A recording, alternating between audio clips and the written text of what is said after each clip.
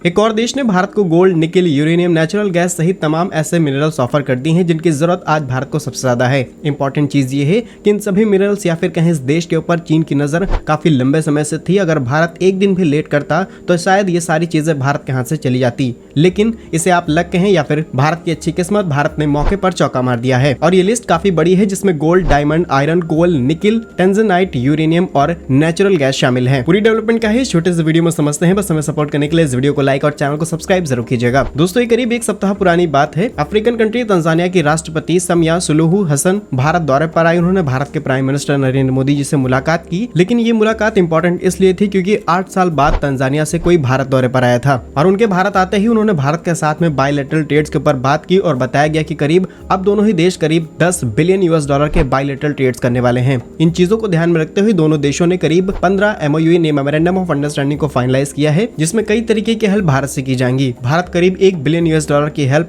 Water project में करने वाला है तंजानिया के। इसके अलावा डिफेंस, मैन्युफैक्चरिंग, डेवलपमेंट, माइनिंग, हर एक सेक्टर में भारत तंजानिया की हेल्प करेगा। और अब इस वीडियो का सबसे इंपॉर्टेंट पार्ट शुरू हो रहा है, तो जरा ध्यान से सुनिए। साल 2022 और 23 में दोनों ही देशों ने बायलैटरल ट्रेड्स करीब 6.4 बिलियन यूएस डॉलर के कंप्लीट किए, जिसमें से भारत ने तंजानिया को करीब 3.9 बिलियन यूएस डॉलर का एक्सपोर्ट किया, वहीं तंजानिया से 2.4 बिलियन यूएस डॉलर का इंपोर्ट कराया। भारत लार्जेस्ट एक्सपोर्टर है तंजानिया का और भारत इस समय 5th लार्जेस्ट इन्वेस्टर है तंजानिया का। करीब 3.7 बिलियन यूएस डॉलर की इन्वेस्टमेंट भारत ने तंजानिया में कर रखी है और करीब 630 प्रोजेक्ट भारत अकेले ऑपरेट कर रहा है और करीब 60,000 लोगों को रोजगार दिया जा रहा है। इंटरेस्टिंग चीज ये है कि भारत सस्टेनेबल डेवलपमेंट करता है, चाइना की तरह नहीं कि उनके माइंस और मिनरल्स पर कब्जा कर ले, और यही चीज पूरी दुनिया को इस समय पसंद आ रही है। इसलिए आपने नोटिस किया होगा कि बड़ी बड़ी कंट्रीज और छोटे छोटे गरीब देशों ने भी भारत से हेल्प लेनी शुरू कर दी है। वहीं भारत ने कुछ समय पहले तंजानिया को करीब 1.1 बिलियन डॉलर के लाइन ऑफ क्रेडिट भी प्रोवाइड किए थे। और भारत की मेजॉरिटी कंपनीज और कुछ हाईलाइट कंपनीज की बात की जाए तो इस्कॉट, टाटा, अशोक लेलैंड, आयशर मोटर्स, ये सभी कंपनीज तंजानिया में काम करती हैं। और एक्सपर्ट्स के मुताबिक तंजानिया की जमीन में बहुत ही ज्यादा रिच मिनरल्स मौजूद हैं, जैसे कि गोल्ड, डायमंड, आयरन, निकिल,